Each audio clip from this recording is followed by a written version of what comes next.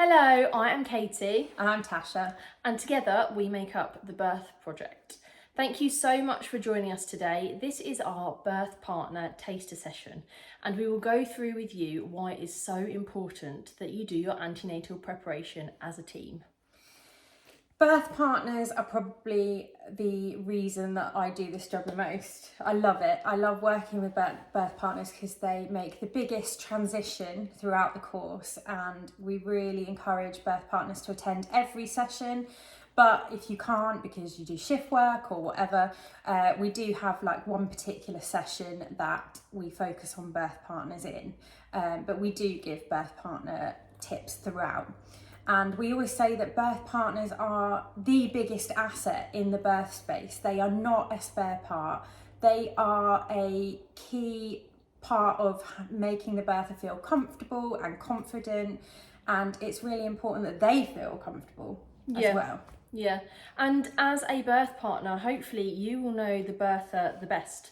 So you are able to help them in every sense in the birth. And the first bit I'm going to talk about is how you can practically help the birther during birth. And this is, I think, there are many things you can do, and we won't share them all on here because we'd like you to join a course with us. But the first thing I'd like you to consider is the birth environment. And whether that is labour ward, midwife-led unit, or you're birthing at home, as the birth partner, you should be in charge of setting up that space. And that means thinking about lots of different things. Obviously, that will get covered on the course, but just to name a few. The lighting, so it's really important that the lighting is good. We have a hormone called melatonin during birth, and this is helped by dark and chilled, relaxed environments. So think about the lighting, think about any smells that the birth might like and that you might have been using in your birth preparation. Think about anything that you can add to it that will make her feel more relaxed, like music, taking your own pillow, having the birth ball. You should really be in charge of packing up the car or making the birth space at home, and that can be your thing, because the birther, really isn't in a position during birth to set up any of these things. The next thing is emotional kind of aspects of birth and how you can support during that, because it is a really emotional kind of journey throughout birth and pregnancy and birth. But in terms of emotions, you are the oxytocin OG. So you are there to promote as much love and cozy comfiness as possible. I always say that if you think about kind of the honeymoon phase of a relationship, that's what you're recreating. You're creating that little buzz that you get when you first get to know somebody. And it's the kind of the comfort that you get from being around somebody familiar and kind of a private connection that you have with somebody. So learning how to promote that and learning how to boost that through things such as physical intimacy, hugging, even things like chocolate, and dancing, laughter, all of those sorts of things is really important, and we go through that a lot on the course.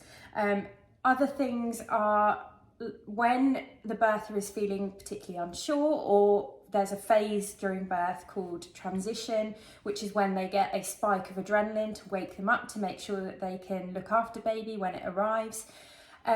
Just being a cheerleader, being really supportive and knowing what to say. So it's about kind of during our courses practicing things like positive affirmations and talking about what the birther actually does, what they think that they want to hear, so that you can support them and say it to them on the day. And also, because when we get kind of scared or nervous, we fumble over our words. So preparing ourselves as birth partners to say those things in front of midwives, in front of whoever else is present at the birth, I think is really important to give you that space to practice. Yeah, it's really important as a birth partner for you not to just be a bystander at the birth. And part of that is advocacy. So you learning what your birth preferences are and your birth plan.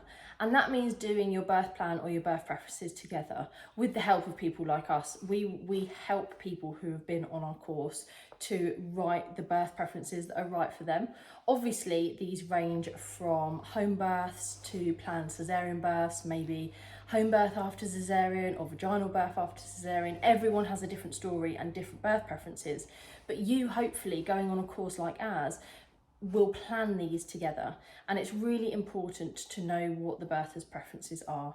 It will also empower you both to know what's going on in the birth space. So learning about birth and the things that can come up is really, really important for you to both do as a team.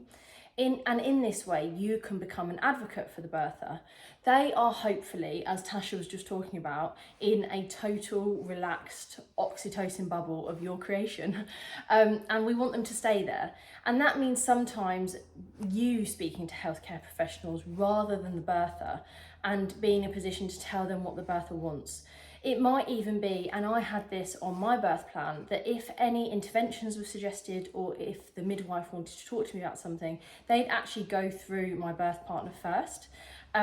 Because it might be that he just knows the answer to that, and he knows whether I want a vaginal examination every 4 hours, or whether I'd like any other sort of intervention, or whether I'd just like to get left alone. But he kind of held that space for me. He knew that I wanted a more quiet environment, so he knew that if people were coming in and just chatting, it was, we're trying to do hypnobirthing and she just wants to stay in her zone, so can we just sort of be left to it a bit. And midwives are amazing at doing that.